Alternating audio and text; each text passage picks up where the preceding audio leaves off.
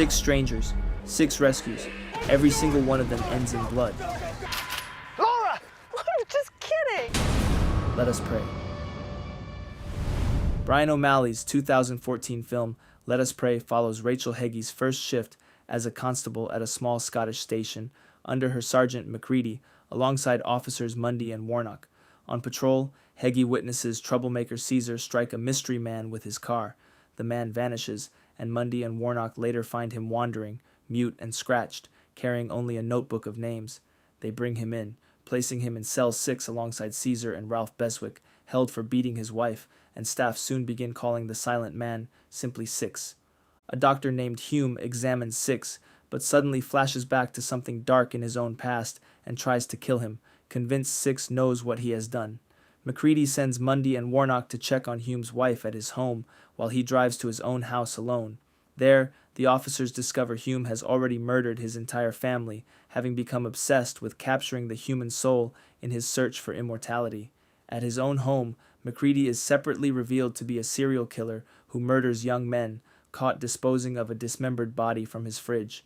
Back at the station, as Hume confesses his motive to Mundy, Six shows Warnock a vision of his own hidden crime, a suspect he and Mundy once beat to death and covered up as suicide. Six deliberately uses the shame this stirs to turn Warnock violent, and Warnock, not because of anything Hume did to him, but simply as the nearest target, storms into interrogation and kills Hume by impaling his face on a table leg. Six then warns Hegge that Warnock and Mundy now intend to kill her too, and their struggle is cut short by Macready's return, now unhinged, wrapped in barbed wire and carrying a shotgun. Macready kills Warnock and sets the station ablaze. While escaping, Mundy is killed by Macready, who wounds Hegge and shoots Caesar dead. Macready hurls his fuel can at Hegge, accidentally shoots it, and the explosion mortally wounds him. Hegge finishes him with a battering ram, escapes, and finds Six waiting outside unburnt. He reveals he has been collecting the souls of the guilty all along, crosses off every name but hers, and offers her a place at his side. She accepts, and they kiss. Shrew's Nest. Juanfer Andres and Esteban Roel's 2014 film Shrew's Nest is set in 1950s Madrid, where Montse works as a seamstress inside the apartment. Her agoraphobia has kept her sealed tightly inside for years. Her only real connection to the outside world is her younger sister, simply called the girl, who has just turned 18 and works outside the home. Their mother died giving birth to the girl, and their father disappeared during the war, leaving Montse to raise her alone while quietly unraveling under visions of him. One day, their upstairs neighbor Carlos falls down the stairwell with a broken leg and drags himself to their door. Montse takes him in, lies that a doctor has already treated him, and doses him with morphine supplied by a regular client named Doña Puri instead of getting him real medical care. During secret talks with the girl, Carlos reveals he fled his pregnant fiancée Elisa at the altar, and as he and the girl grow closer, Montse's obsession deepens until she sews his wounded leg directly to the bed to stop him leaving. When Doña Puri and her niece visit, they discover Elisa's severed torso being used as a mannequin in Montse's workroom and try to flee, but Montse kills them both. Witnessing this for the first time, the girl locks Montse inside the workroom in terror and rushes to free Carlos, only for Montse to break free and attack them. In the struggle, the girl fatally stabs Montse with a kitchen knife, and as she dies, Montse reconciles with the girl and confesses that their father did not vanish, that she killed him after years of his abuse, and that the girl is not her sister, but her own daughter. The girl then gently drags an injured Carlos out into the hallway, comforts him, and shuts the apartment door behind her as he lies there barely breathing, his fate left unresolved. Open grave. Gonzalo Lopez Gallego's 2013 film Open Grave begins with a man waking inside a pit filled with corpses, unable to remember his own name. A mute woman known only as Brown Eyes quietly throws down a rope and pulls him out. He follows her to a nearby house where 4 other amnesiacs are staying: Nathan, Lucas, Sharon, and Michael, identified only by the driver's licenses found on them. None of them know why they are there, and a locked shelter nearby holds a frightened child who tells the man his real name is Jonah. Searching the property, the group finds dead bodies tied to trees, and Michael, hearing screams, finds a man tangled in barbed wire who appears wounded and begging for help. It is a trap. The man is one of the infected, and when Michael tries to free him, He kills Michael before Jonah can stop him and finishes the man off in return. Meanwhile, Nathan finds his glasses and begins recalling fragments of a medical research project built around a plague. Lucas grows increasingly sick, finds footage of Jonah experimenting on the group, and turns violent, forcing Jonah into the pit at gunpoint before attacking Brown Eyes and running off. Jonah remembers he is Dr. Jonah Cook, that he was trying to cure the plague, and that Sharon, Lucas, and the others were his own medical team who took his vaccine as a precaution, which causes temporary amnesia. Soldiers finally arrive, and Nathan is shot dead while going out to greet them. Sharon is mortally wounded by an infected woman while fleeing with Jonah, and before dying, she hands him a letter explaining everything she has learned, though he does not read it. Realizing the soldiers will only leave him alone if they believe he is dead, Jonah injects himself with the vaccine and climbs back into the pit to fake his own death. When he revives, Brown Eyes helps him climb out again, and not realizing the letter in his hand is important, Jonah leaves it behind as the two of them walk off together. Dead end. Jean-Baptiste Andrea and Fabrice Canepa's 2003 film Dead End follows the Harringtons on Christmas Eve, as Frank takes a shortcut he has avoided for years, driving his wife Laura, son Richard, daughter Marion, and her boyfriend Brad through a remote forest road. After a near collision with another car, they spot a woman in white holding a baby, and Marion gives up her seat so the woman can ride while she walks.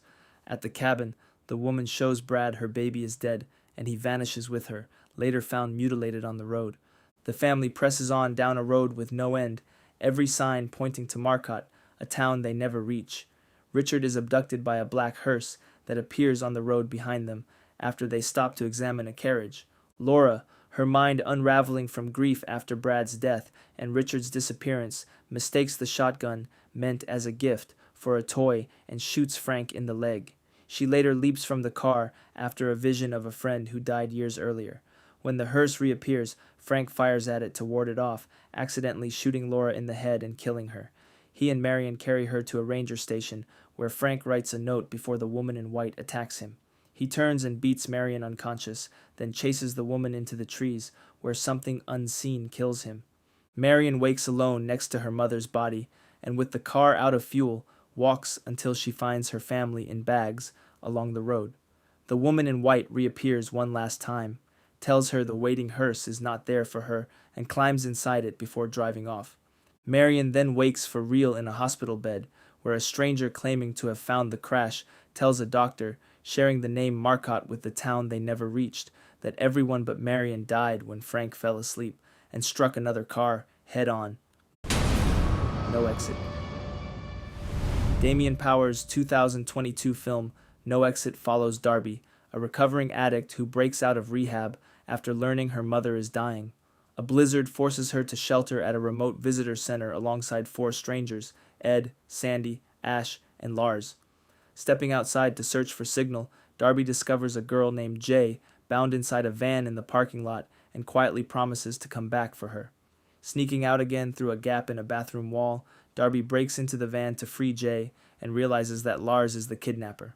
Believing Ash is a safe ally, Darby tells him what she has found, only to learn he is Lars's partner in the abduction. Ash confiscates her phone and deletes her messages to police. Jay slips free and escapes into the woods, and the 2 men force Darby to help search for her, revealing they intend to hand Jay over to a trafficker they call Uncle Kenny. Once Ed and Sandy learn what is happening, they barricade the doors, only for Sandy's own hidden role in the kidnapping to come out, and she lets Ash and Lars back inside anyway. Ash shoots Ed and Sandy dead and nails Darby's wrist to a wall. In the ensuing struggle, Lars is accidentally shot dead by Ash's own nail gun. Darby and Jay try to flee by car, but Ash punctures the tires and the car crashes. A responding officer named Ron mistakes Darby for the threat after she shoots Ash and shoots her, before Ash kills Ron and turns the gun on Darby again. Bleeding and desperate, Darby stabs Ash in the neck with a screwdriver, killing him, then crawls to Ron's radio to call for help. The film closes with Darby back in her regular therapy group at the rehab facility, and when she is called outside this time, it is her estranged sister Devon waiting for her. Siren. Greg Bishop's 2016 film Siren follows Jonah on the night before his own wedding, as he and his groomsmen are quietly led to a secret private club run by a man named Nix. Inside, Jonah is taken alone to a private room and sees a woman held captive behind a glass window. She begins to sing softly, and the strange sound pulls him into a trance, filled with memories of every intimate encounter he has ever had. Convinced she is held against her will as a captive of the club, Jonah and his friend Rand free her, and once free she kills a guard and reveals a monstrous form beneath her human face. The group flees together in a car, but the creature, called Lilith, chases them down, crashes the vehicle, and drags off one of Jonah's close friends. Nix and his men capture another friend, Rand, torturing him for information about Jonah's intentions toward Lilith. Jonah and his brother Mac try to get help from local police, only to discover the officers are already working for Nix, and Lilith tracks them down and kills everyone inside the diner before flying off with Jonah alone. Later, Lilith uses an illusion of Jonah's fiancée, Eva, to force herself on him against his will while he is still in a trance. Nix eventually offers to trade Rand's life for Lilith's return, but Lilith arrives at the meeting first, kills Nix and his men, and releases Jonah with a kiss after his brother Mac is killed in the fighting. A year later, Jonah is now happily married to Eva. After a quiet anniversary night together, he goes downstairs and finds the real Eva asleep on the couch, realizing the woman he was just with upstairs was Lilith in disguise. Jonah offers himself for Eva's safety, and Lilith takes hold of him and flies off into the night as Eva watches helplessly from below.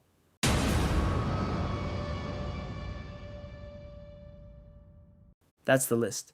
If you enjoyed this one, subscribe and hit like. There's plenty more horror breakdowns coming your way soon.